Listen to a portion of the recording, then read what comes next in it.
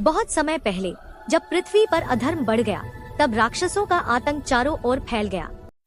देवता भी भयभीत हो उठे। उन्हीं राक्षसों में एक था रक्तबीज, जो अत्यंत शक्तिशाली था।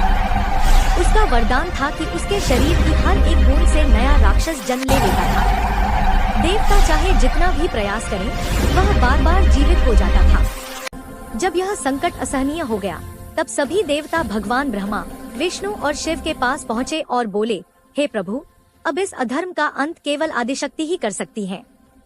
तब तीनों देवों की सम्मिलित शक्तियों से एक तेजस्वी देवी प्रकट हुई, माँ दुर्गा।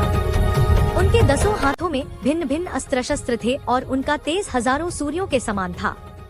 उन्होंने कहा, चिंता मत करो, मैं इस दानव का अंत अवश्य करूंगी। युद्ध प्रारंभ हुआ। माँ दुर्गा अपने सिंह पर सवार होकर राक्षसों से भिड़ी। उन्होंने अनेक राक्षसों का वध किया, लेकिन जब रक्तबीज युद्ध भूमि में आया, तो उसकी हर रक्त की बूंद से नया रक्तबीज उत्पन्न होने लगा। देखते ही देखते पूरा आकाश उसके रूपों से भर गया। यह देखकर माँ दुर्गा का क्रोध चरम पर पहुँच गया।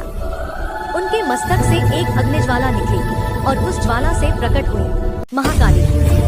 काली माता का रूप भयंकर था। काले शरीर, बिखरे बाल, लाल अग्नि जैसी आँखें, गले में खोपड़ियों की माला और बाहर निकली जीभ। वे युद्ध भूमि में गर्जना करती हुई उतरी। हर बार जब रक्तबीज के रक्त की बूंद गिरने लगती, काली माता अपनी विशाल जीभ से उसे चाट लेती, ताकि धरती पर कोई बूंद न गिरे। इस प्रकार उन्होंने रक्तबीज का संहार किया। देवताओं ने जय महाकाली का नारा लगाया और ब्रह्मांड उनकी शक्ति से गूंज उठा, परंतु उनका क्रोध शांत न हुआ।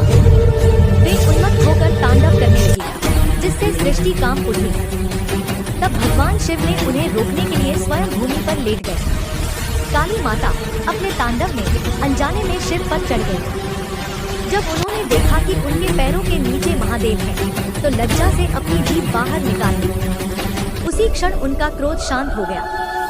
उस दिन से माँ काली को शक्ति और करुणा का प्रतीक माना जाता है। वे सिखाती हैं, जब अधर्म अपनी सीमा पार करता है, तब धर्म की रक्षा के लिए शक्ति का प्रकट होना आवश्यक होता है। जय माँ काली।